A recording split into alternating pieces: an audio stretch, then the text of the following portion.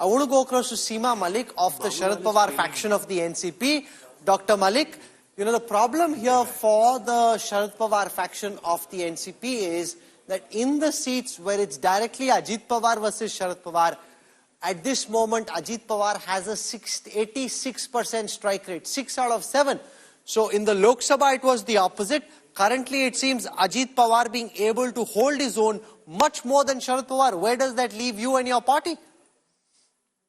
See, these are the early trends, and you see the way the MBA is increasing now. I was just watching, and I think this is too early to say anything. And you are yourself telling that we have contest only the 0.6% votes and all, and so this is too early to say. I am very optimistic, and we still believe that we will have good seats. You can see on the screen that the way it is increasing for MBA.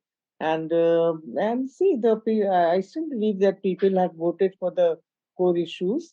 They have voted for the price of the soya bean and cotton, and they have voted for the So let's take our viewers through This, where the vote share percentages stand at the moment. This is the first time I'm showing you vote share today.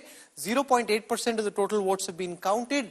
In that, BJP has picked up 34% of the votes. 0.8 may seem like a small percentage, but remember, it's on a very large base. Therefore, it's pretty representative in terms of what it could suggest about how this battle is shaping up. 34% of the votes counted so far have been for the BJP. 17.2% have been for the Eknath Shinde Sena. 9.7% of the votes so far have been for Ajit Pawar. The UBT has only 4.7% of the votes. So Shinde Sena at this moment more than thrice that of the Uddhav Balasaheb Thackeray Sena, and NCP at 12.5 for Sharad Pawar's faction, more than Ajit Pawar's faction, but they also contested more seats. So remember, the base effect comes into play. The Congress at 17 is half the votes counted in favor of the BJP. The BJP at 34 is more than the Eknath Shinde and the Congress put together. So a big lead there, Rajdeep, for the BJP.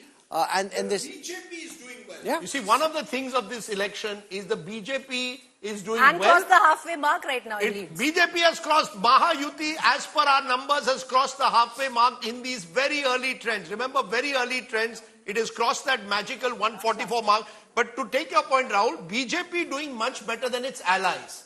You see, that's part No, but the allies aren't doing badly either. But in these early... Well, you see, they need to also pull up much more. Out of the 148, the BJP is getting almost 75% of the allies are giving you only 25% bandwidth. If your number, the BJP needs to do well, its allies also need to do well. They need to do better than they are doing at the moment. Not really. BJP, If you want to go to 160, 170. BJP needs to do really well to be able to ensure that they become chief minister.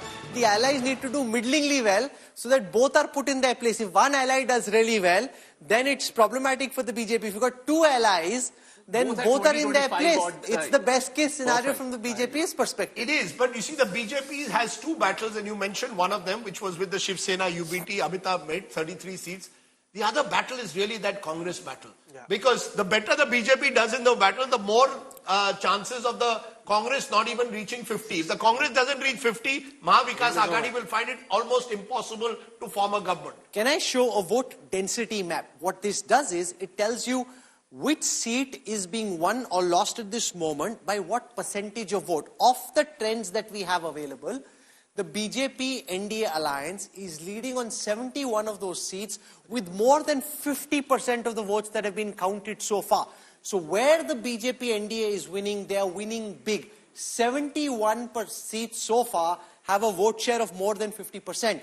The India alliance, on the other hand, where it is leading with less votes, because 48 seats where the India alliance leads at this moment, the vote share is between 40 and 50. So where, Sahil, the NDA is winning, they are hitting chakke pe chakka. Where the India alliance is winning, some of those seats are still very much up for grabs.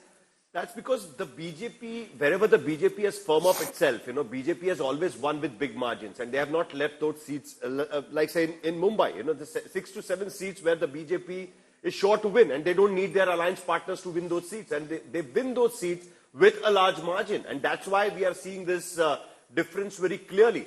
Similarly, in Vidarbha, say for an example, a seat of Devendra Fadnavis. They have been winning it for more than 35,000 votes. And they will retain that seat with a larger number if they are pushing, the election towards themselves. So, and also, therefore, vote share is a very inaccurate way to look at Maharashtra. Yeah. Because if you see vote share, the BJP wins big where it wins.